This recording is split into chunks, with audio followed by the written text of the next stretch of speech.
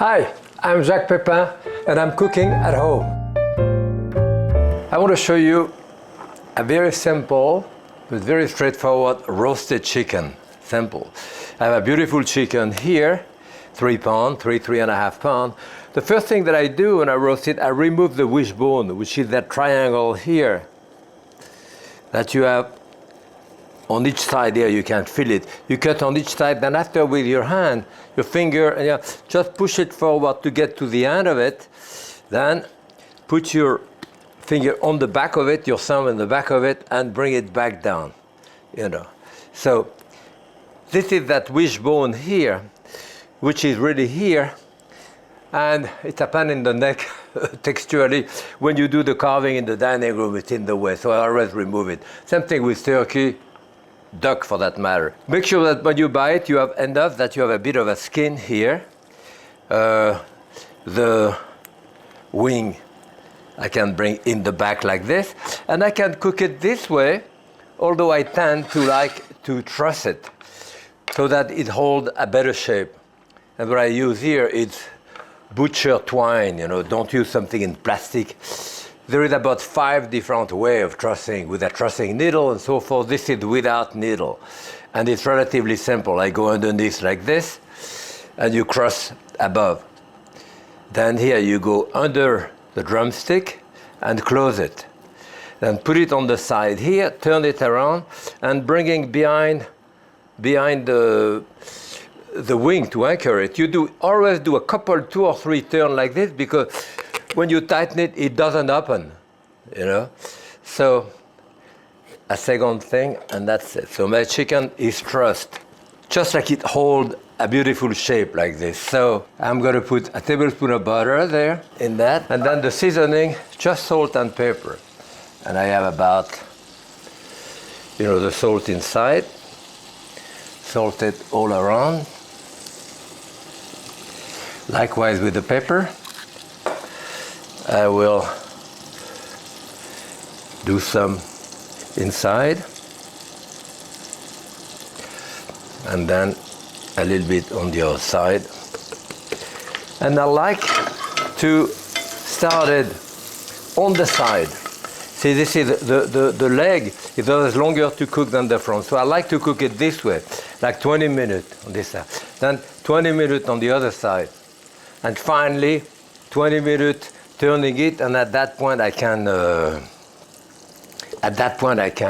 baste it, So here, this should be here. So here I would start it on this side here, roll it a little bit in butter, then turn it around, go it this way, and that's going to go 425 degrees, 20 minutes this way to start. So my chicken is 20 minutes now.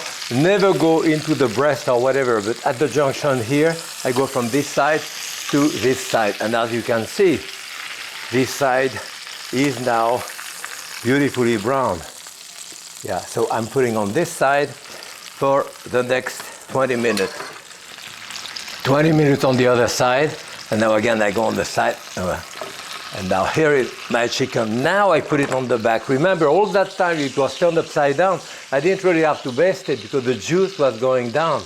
And that's why I put it this way. Now, from the gas, so now we start basting it. So, start basting it. So every 3-4 minutes, 5-6 minutes. So you want to baste it a couple of times.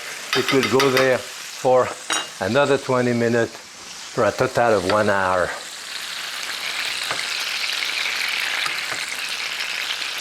Beautiful, right? Okay, now my chicken is cooked. As you see, I glazed it a few times. Glaze it like this. Perfect roast chicken.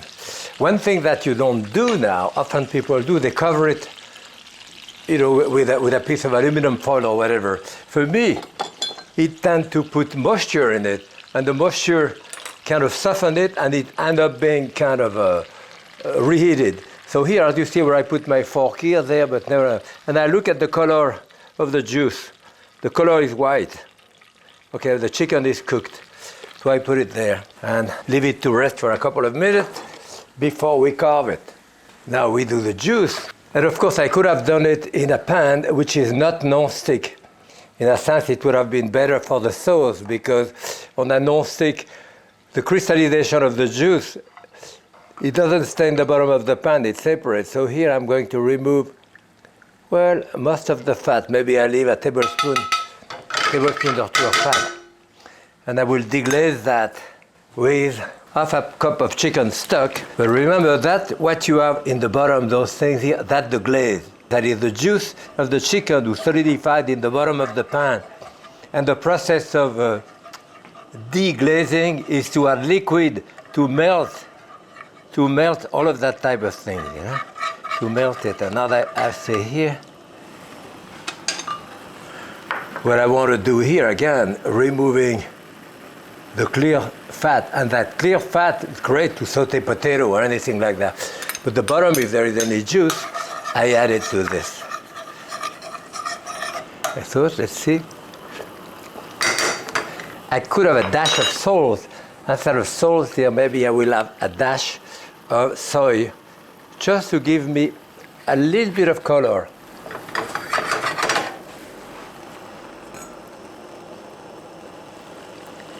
Okay.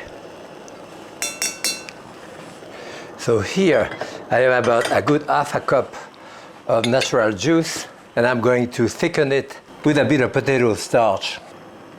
I probably won't use all of that. A little bit of cold liquid you have to do. I have stock here. You always dilute it. As soon as that mixture touch the liquid, is thickened on contact. That's why you don't really have to worry that much about how much you put. I put some in it, stir it, and I look at it. Maybe a little more.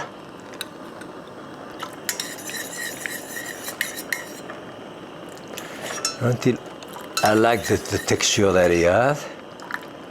A dash more. Okay. And now I want to show you how to properly carve the chicken. So, first thing, of course, don't forget to remove the twine, you know. This used to be done in the dining room, you know, with a fork and a spoon. At that point, you would go on the side, cut the bone here, the skin rather, break it at the bone, it comes out. As you can see, a chicken is perfectly cooked. The other leg, in the same way.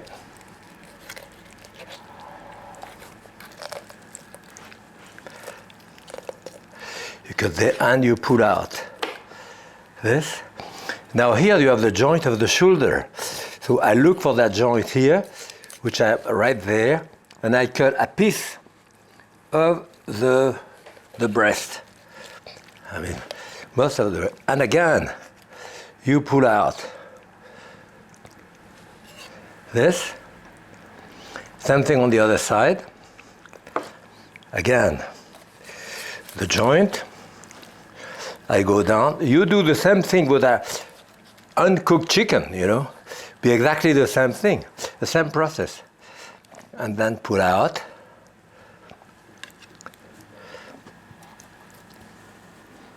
Yes. So the two legs, the two breasts. Now we have what we call le bréchet, that is the white meat here. You cut on this and you pull it out. You know, it should come out of the bone pretty easily because it's cooked. You know, as you can see, it will come out, and you're left with the whole carcass like this.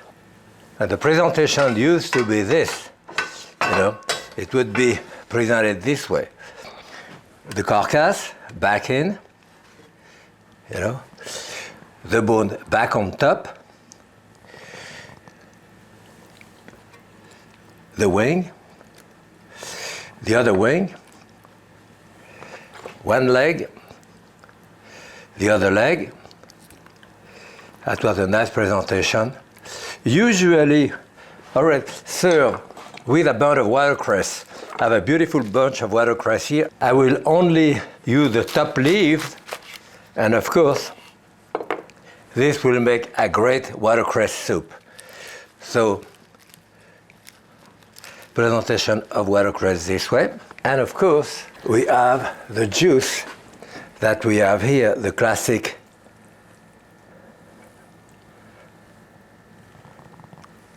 and this is it. Perfectly roast chicken with natural juice. Happy cooking!